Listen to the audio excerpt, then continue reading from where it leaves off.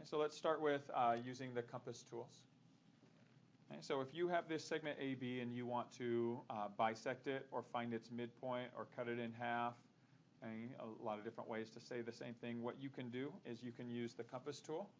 And basically what you're going to do is you're going to create a circle on center or on point A that has the same diameter or the same radius as a circle on center B.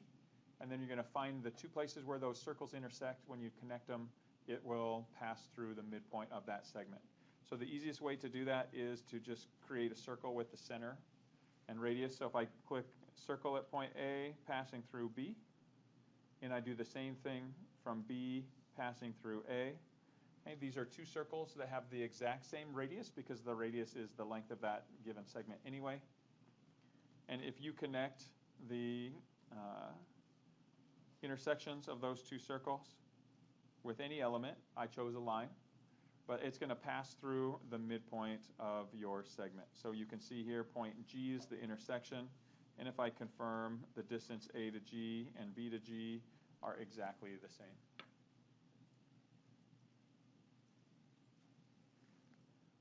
Now, it doesn't necessarily have to be through the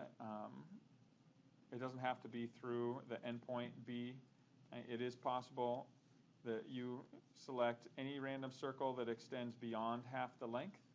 And if you duplicate that same circle onto the other endpoint, so if I establish my radius as AE, so I use my compass tool, establish my radius as AE, and then plot my circle at B.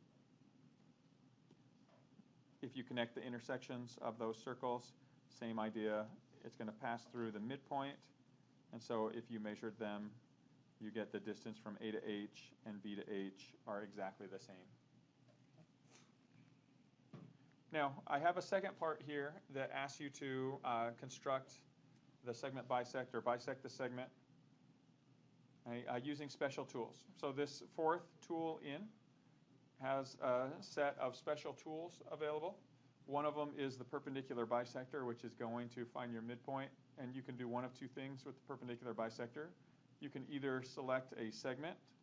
If you select a segment, it will construct the perpendicular bisector of that segment. So here you see I is the midpoint or the bisector.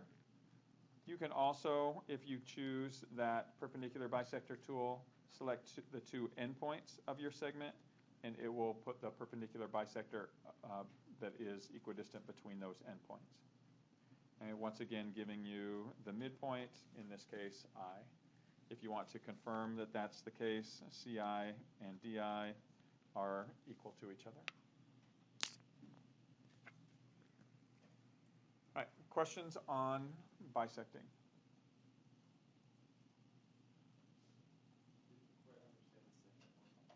The special one? The special tool?